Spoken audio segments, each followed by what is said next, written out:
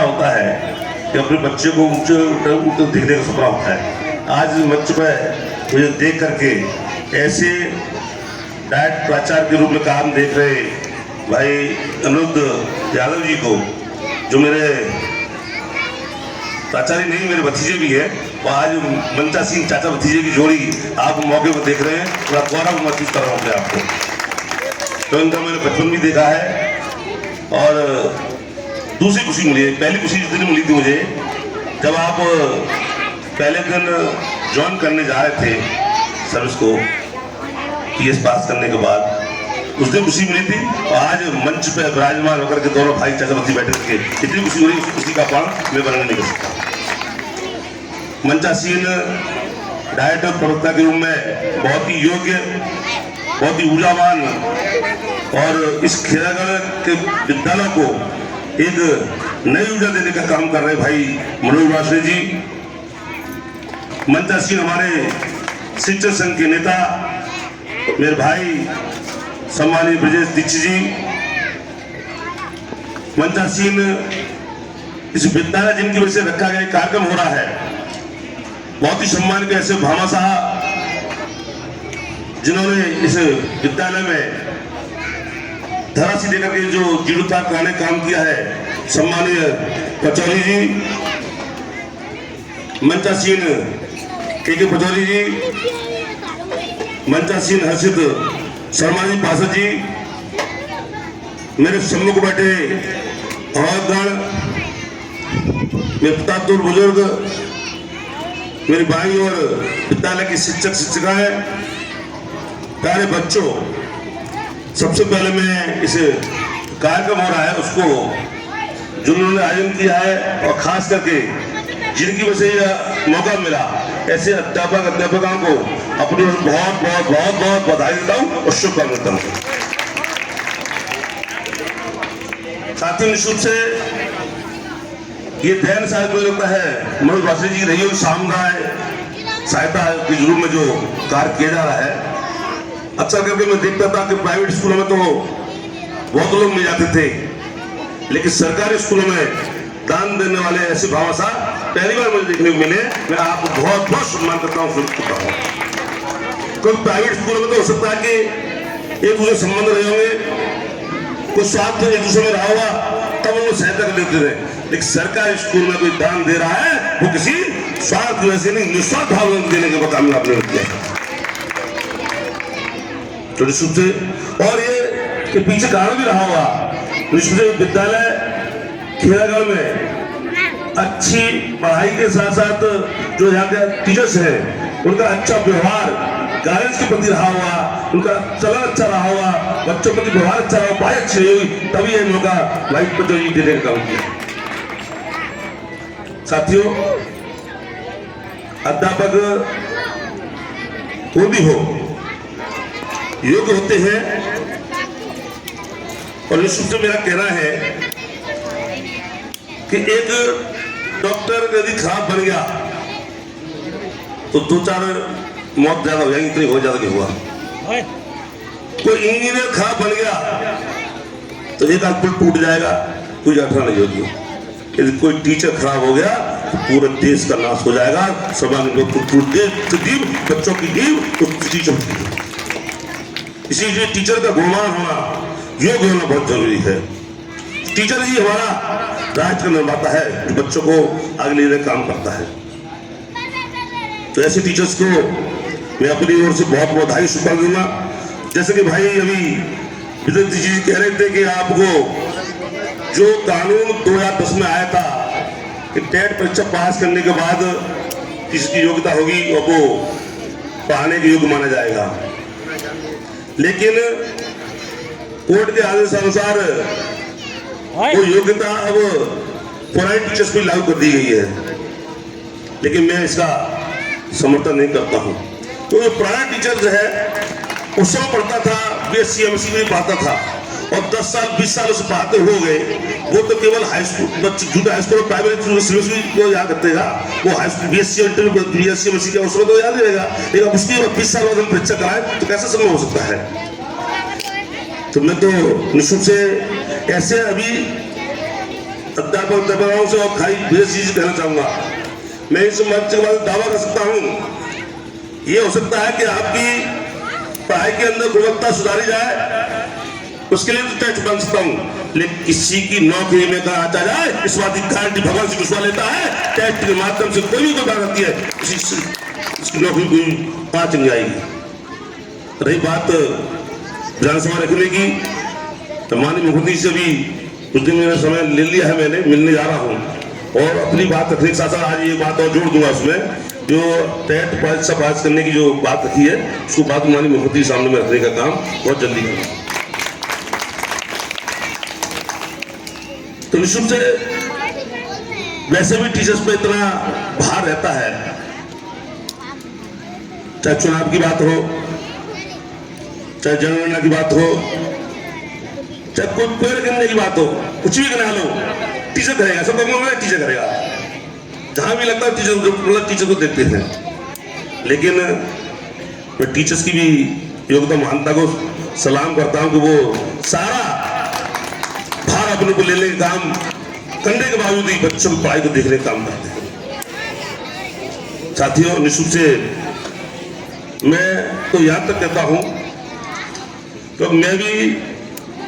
पहले विधायक बाद में और आज भी अपने आप को टीचर प्रबंधक अपने आप को पहले मानता हूं। और आज जो एक बार, दो बार, तीसरी बार मौका आपने सेवा करने का मौका दिया है, तो यही मौका मुझे इन बच्चों की बदौलत और इन टीचर की बदौलत मुझे मिला है, मैं इनका एहसान मानता हूँ। एक बात और कहना चाहता हूँ, जो चुनाव लड़ते हो चुनाव देखते होंगे, ये टीचर्स में ही बहुत क्षमता है। जब तक मैं जानता हूँ ये आपका जो भी चुनाव लड़ते हैं बहुत कुछ भला कर सकते हैं, बहुत कुछ बुरा कर सकते हैं, ये अंतर की बात है, तो मैं जानता हूँ। इसलिए मैं तो हमेशा इनको सलाम करता हूँ, वंदन करता हूँ, वंदन करता हूँ, कोटि वंदन करता हूँ सबको। तो ऐसे अध्यापक सभी से मैं विश्वास दिलाता हूँ अपने इस मंच के माध्यम से, कभी भी इस टेट के माध्यम से आपकी नौकरी में आज भगवान श्री कृष्ण ज्ञान देगा, चाहे मुझे कहा बात कहीं तक पहुंचानी पड़े, आपके साथ भगवान श्री कृष्ण कदम से कदम मिला, कंधे से कंधे हुआ। दूसरी बात हमारे नेता ब्रजेश जी ने कही थी कि 1 किलोमीटर की दूरी पर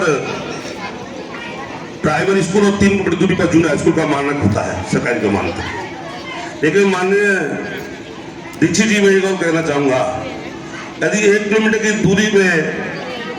आबादी 10,000 हो तो एक क्या प्राइमरी स्कूल काफी हो जाएगा क्या? विद्यालय तो एक ही खुलेगा ना प्राइमरी, इसलिए वहाँ मान्यता भी देना जरूरी है और प्राइवेट स्कूल होना भी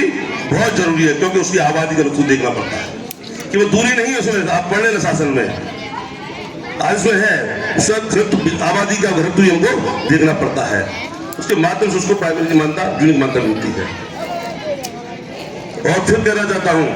क्योंकि आज भी मैं उत्तर प्रदेश प्रबंधक परिषद का प्रदेश अध्यक्ष भी हूँ, पहले भी था और आज भी हूँ। यदि प्राइवेट स्कूल ना होते तो सरकार पे शिक्षा की व्यवस्था नहीं कर पाती, मैं फिर कह रहा हूँ, भले मैं सरकार में नहीं कर पाती। आज सरकारी प्राइवेट स्कूल तो बढ़ा के रख दीजिए, क्या संभव है प्राइवेट सरकारी स्कूल सरकार के माध्यम से सबको शिक्षा मिल सकते हैं और सबको शिक्षा का अधिकार सरकार ने दिया है, तो निश्चित से ये बहुत जरूरी है। प्राइवेट स्कूल भी आबादी ऐसा मिलती है, मान्यता मिलती है, दीक्षित जी ऐसा नहीं है। लेकिन मैं धन्यवाद दूंगा अपने यशस्वी मुख्यमंत्री जी को, जिन्होंने कायाकल्प के माध्यम से जो प्राइवेट और स्कूल और सरकारी स्कूलों की जो दूरियां थी वो उनको कम करने का काम माननीय मुख्यमंत्री जी ने कर दिया है। आज भी प्राइवेट स्कूल सरकारी स्कूल प्राइवेट स्कूल से कम नहीं लगते हैं, उनमें फर्नीचर पे टाट पट्टी बिछा करते थे। हम भी जब स्कूल जाते थे प्राइवेट स्कूल में तो एक थैले में टाट ले जा करते थे, अपने घर से लेके आते थे और पट्टी लेके आते थे और उसे बिछा करके दूर बैठते थे। लेकिन आज माननीय मुख्यमंत्री जी ने हर विद्यालय में फर्नीचर प्राप्त करा दिया है, कंपाउंड विद्यालय हुए उनमें आजकल तो बड़ी बड़ी क्लासेस, अच्छी सुविधा, लाइट की सुविधा, मतलब प्राइवेट और सरकारी स्कूल में ऐसा लगता है कोई अंतर नहीं रहा, बहुत कुछ अंतर पाटने का माननीय मुख्यमंत्री ने इन जो कायाकल्प के माध्यम से करने का काम किया है। और निश्चित से जो भवन और सामग्री जो सुविधा में माननीय मुख्यमंत्री ने किया है, उसी प्रकार से आज अध्यापका में जो प्राइवेट स्कूल के अध्यापक मेहनत करते थे, उससे कहीं ज्यादा आज सरकारी स्कूल के अध्यापक मेहनत करने का काम करते, क्योंकि आज योग टीचर आ रहे थे। पहले नहीं आ गए थे, पहले कुछ ऐसा रहता था, लेकिन आज जो हमारे टीचर्स है, आज की स्थिति ऐसी है, काफी MSc BEd बहुत योग्यता, जो योग्यता है उससे भी ज्यादा योग्यता रखने वाले अध्यापक आज सरकारी स्कूल पढ़ा रहे हैं। तो वो भी अंतर अब नहीं रहा, प्राइवेट स्कूल और सरकारी स्कूल में कोई अंतर नहीं रहा। और मैं तो ये कहता हूँ, जितने भी ISP से बनते थे सरकारी स्कूल से ज्यादा बनते थे, प्राइवेट स्कूल से बहुत कम बनते थे। तो निश्चित से एक बात और कहना चाहूंगा, अभी हमारे भाई सूरज समाज ने कहा था कि ABS को सूचना थी, मेरे संज्ञान में आया कि इस विकासखंड खिरागढ़ का इतना बड़ा कार्यक्रम हो और डाइट प्राचार्य सर्वोच्च पद होता शिक्षा विभाग का, और वो मौजूद हो और वह खंड विकास अधिकारी नहीं हो, खंड शिक्षा अधिकारी, तो ये बड़ी अनुशासनहीनता है। मैं इसको संज्ञान लूंगा, अभी बात करके ABS से बात करता हूँ और उनकी कार्रवाई निश्चित करता हूँ। बहुत अनुशासनहीनता ही ये हमारे शिक्षा विभाग का एक मुखिया सर्वोच्च पद होता जिला का प्राचार्य, तो वहाँ खंड शिक्षा अधिकारी नहीं है, इसकी हम लोग संज्ञान में लेंगे। और भाई अभी हमारे चेयरमैन साहब ने एक घोषणा की है हॉल ऑडिटोरियम बनाने के लिए, तो वो तो बना ही रहे हैं, और फिर हम तो अंतिम है, जब कहीं कुछ ना दिखाई दे तो भगवान जी कुशवाहा को अखरा नजर मिलेगा, ये आपको बता रहे। वैसे भी ये भी विकास कार्य, हम लोग विकास कार्य कराना है, क्षेत्र को विकास कराना, चाहे CC बना, रोड बना, चाहे स्कूल बना लो, हमें क्या दिक्कत है। जब भाई चेयरमैन साहब की बात आई, कहीं दिक्कत आई, तो मैं उसके लिए तैयार हूँ। जब कोई बात आई तो उसके लिए हम मतलब दोनों भाई मिलकर के कहीं ना कहीं जब समस्या ढूंढ देंगे उसको, और इसी अगले वित्तीय वर्ष में, इसी वित्तीय वर्ष में नए वाले में बना करके ये मैं दवा सकता हूँ। वैसे भी हमारे अभाव बड़े व्यक्तित्व है, मैंने उनको पुष्पा भी एक दे दूँ कि जब आप आगरा से आते थे ना, तो औरंगपुर आने के लिए घंटों जाम में फंस जाते थे, फंसने बचते थे, लेकिन आपके आशीर्वाद सहयोग से वो 5 किलोमीटर का बाईपास स्वीकृत हो गया है, भूमि अधिग्रहण का काम चल रहा है, बहुत जल्दी 1 साल के अंदर आपको ये बाईपास नजर आने लगेगा। अब आपको जाम में फंसने की आवश्यकता नहीं पड़ेगी, ये आपके लिए बहुत बड़ी खुशी है। निश्चित से आपने एक बार नहीं, 2 बार नहीं, 3 बार अपने इस बेटे भाई भगवान सिंह कुशवाहा को आशीर्वाद दे करके सेवा करने का मौका दिया है। इसी प्रकार से निरंतर आपके बीच में रह करके, आपको सुख दुख में रह करके भगवान सिंह कुशवाहा आपकी निश्चित सेवा करने का काम करता रहेगा, करता रहेगा। इन सब अपनी वाणी को जय हिंद, जय भारत, बहुत बहुत धन्यवाद।